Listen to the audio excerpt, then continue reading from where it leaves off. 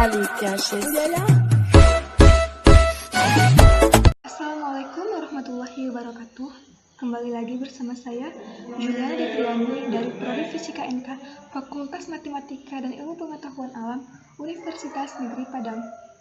Pada kesempatan ini saya akan kembali menjelaskan mengenai mata kuliah pengantar coding dengan judul Struktur Data untuk Pemula dan Algoritma dan Pemrograman menggunakan Bahasa Pemrograman C. Tugas ini diberikan oleh dosen pengampu saya, yaitu Bapak Iit Permana, STMT. Langsung saja kita masuk ke materi. Sebelum itu jangan lupa untuk like, comment, and subscribe. Yang pertama kita akan membahas mengenai struktur data untuk pemula. Pengenalan linked list. Linked list sendiri merupakan suatu struktur data yang berisi kumpulan data elemen yang saling terhubung secara linear. Node disebut sebagai data elemen. Setiap node berisi data. Datanya ini bisa berbentuk char, integer, array, string, dan masih banyak lainnya. Kemudian pointer. Pointer sendiri berisi address atau alamat.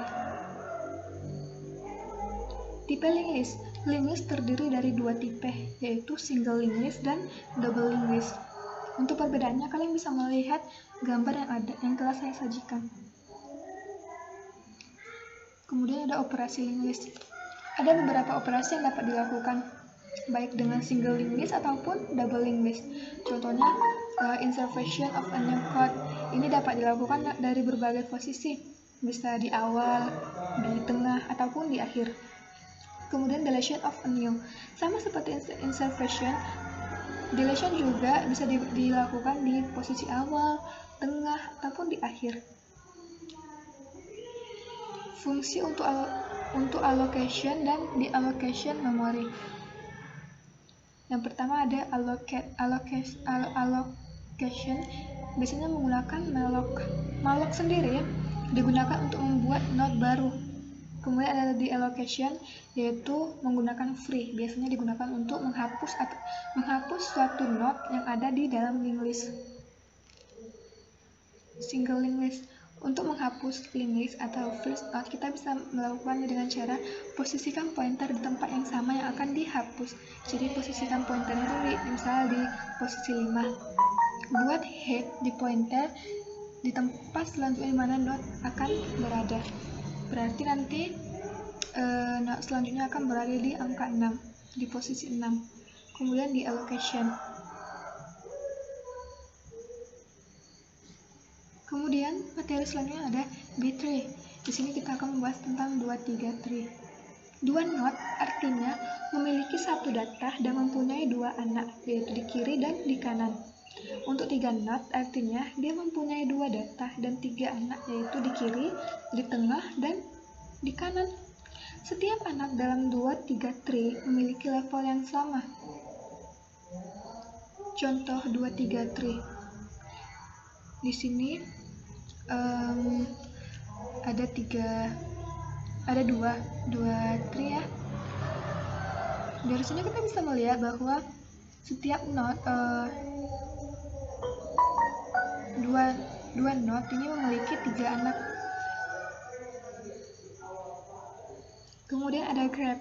Ini tentang grafik. Pengaplikasian grafik biasanya menggunakan pada Google Map.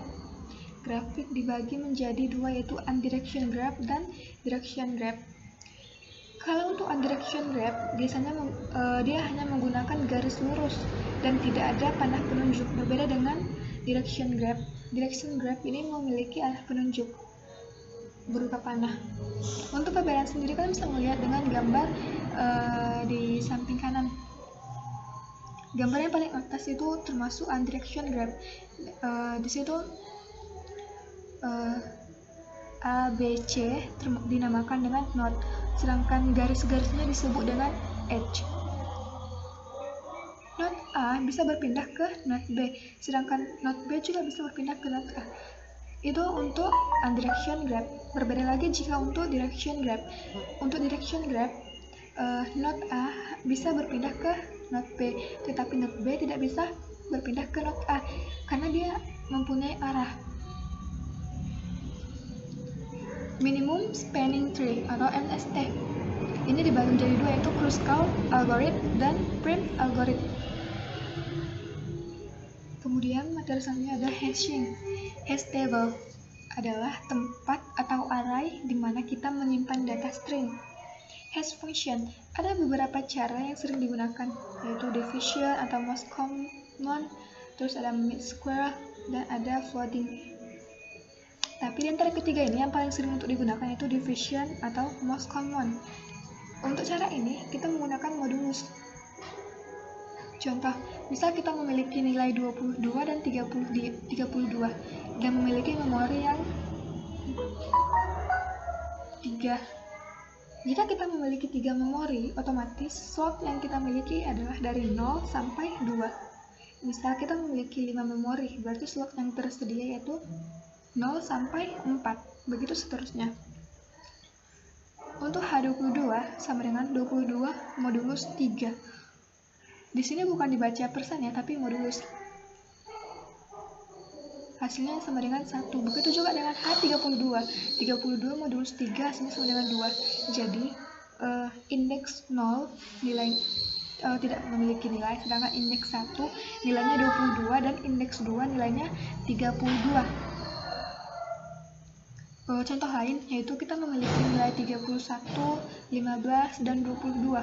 Memori yang kita miliki adalah 5 dengan indeks 0 sampai 4. H31 sama dengan 31 modulus 5 sama dengan 1. H15 sama dengan 15 modulus 5, hasilnya 0. Begitu juga dengan H22 sama dengan 22 modulus 5, yaitu hasilnya sama dengan 2. Berarti nilai untuk indeks 0 sama dengan 15, nilai untuk indeks 1 sama dengan 31, dan nilai untuk indeks 22 sama dengan 2. Kemudian cara yang kedua, pengoperasian yang kedua, kita bisa menggunakan dengan mid square. Nanti untuk cara ini kita bisa mempangkatkan semua nilai. Jika kita memiliki memori sebanyak 100, maka otomatis slot yang kita miliki adalah 0 sampai 99. Tadi sudah saya jelaskan mengapa bisa seperti itu. Kemudian angka yang menjadi nilai tengahnya ada 2 digit. Contoh, kita mempunyai nilai K 1, 2, 3, dan 4. Nanti K akan kita pangkat 2-kan dan hasilnya adalah 15, 22, 7, 5, 6. Nilai tengahnya kita ambil nanti 27. Begitu juga dengan K 15. 15 dipangkat 2-kan hasilnya sama dengan 255. Nilai tengahnya yaitu 5. Contoh lain, kita memiliki angka 31, 15, dan 22 dengan jumlah memori 10. H31 sama dengan 961, H15 sama dengan 255, H22 sama dengan 480. Ini 31 dipangkat 2-kan, hasilnya 961. H15 dipangkat 2-kan, 15 dipangkat 2 hasilnya 255. 22 dipangkat 2-kan hasilnya 484. Begitu seterusnya. Untuk hash function indeksnya kita ambil nilai tengahnya.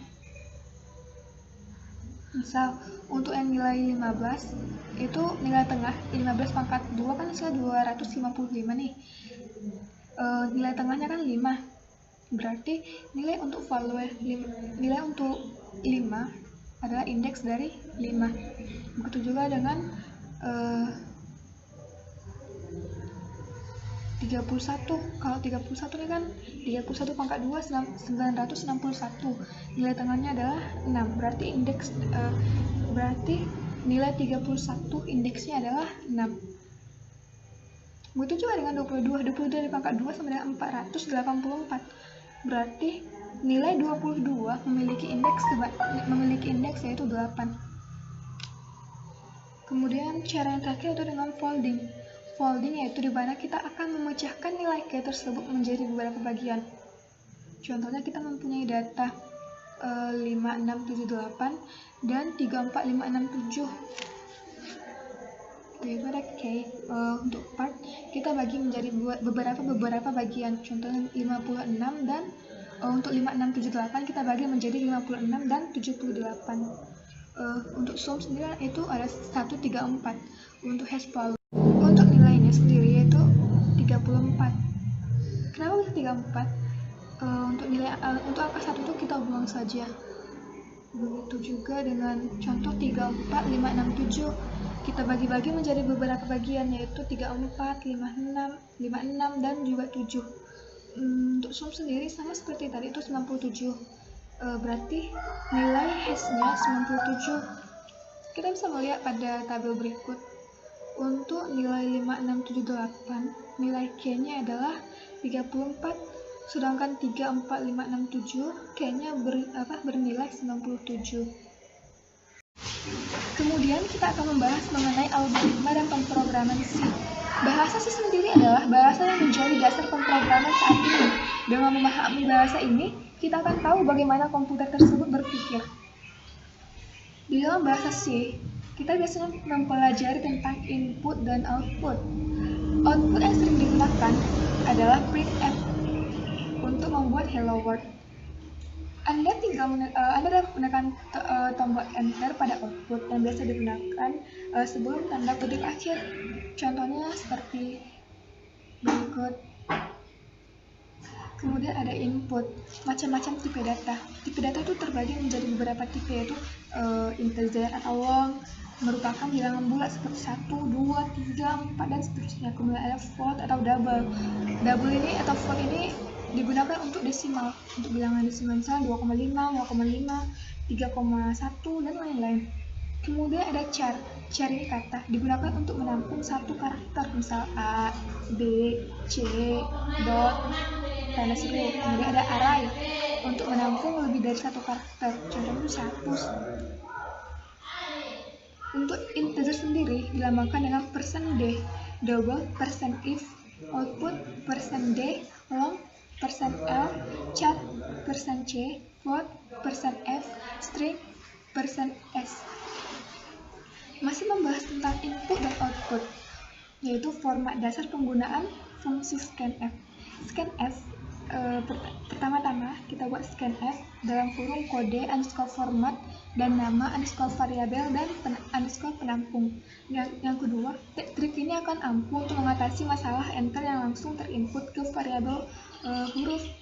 Operator yang sering digunakan pada selection, yaitu untuk membandingkan. Operator yang digunakan untuk membandingkan printf, ada tanda lebih besar sama dengan. Ada juga operator logika, ada dan ini harus terpenuhi. Kemudian atau dan tidak. Kemudian ada juga operasi pembanding. Operator ini digunakan sebagai pembanding operator lain. Untuk operator ini dapat Anda lihat ada sama dengan, tidak sama dengan, lebih besar atau sama dengan. Kemudian ada lebih besar daripada, lebih kecil atau sama dengan, lebih kecil daripada. Selection. Selection ini dapat digunakan dengan C++. Untuk format sendiri dapat Anda lihat seperti yang telah saya tampilkan. Pengulangan disebut juga looping, yaitu instruksi khusus dalam bahasa pemrograman dan algoritma yang digunakan untuk mengulang beberapa perintah sesuai jumlah yang telah ditentukan. Tujuannya adalah untuk mempermudah pengerjaan program dan untuk mempersingkat instruksi program. Pengulangan itu biasanya terdiri dari do, will, atau juga for. Kemudian ada array. Array adalah tipe data bentukan yang terdiri atas sejumlah komponen dengan tipe yang sama. Artinya kita dapat menyimpan banyak data dalam satu variabel. Array biasanya dimulai dari 0. Ada struct. Struct adalah kumpulan variabel dengan beragam tipe data yang dibungkus dalam satu tipe variabel. Struct juga disebut sebagai record dalam bahasa lain, dalam bahasa pemrograman lain seperti Pascal. Kemudian ada function. Function sama dengan fungsi. Fungsi merupakan sebuah perintah dalam kotak untuk menjalankan program khusus. Fungsi dibagi menjadi dua, yaitu bisa mengembalikan nilai. Tipe data yang digunakan tergantung nilai yang dipakai, kemudian tidak mengembalikan nilai. Untuk tipe ini menggunakan tipe data void. Sorting and searching, bubble sort. yang paling simpel, yaitu salah satu pengurutan data bila menukar data di sebelahnya secara berulang-ulang sampai semua data terurut dengan benar. Searching itu sama dengan mencari ya. Selection search. Program ini dapat melakukan pencarian indeks dengan isi nilai terkecil. Setelah itu ditukar dengan isi yang lebih besar dari indeks yang lebih kecil. Proses ini dilakukan secara berulang hingga semuanya terurut.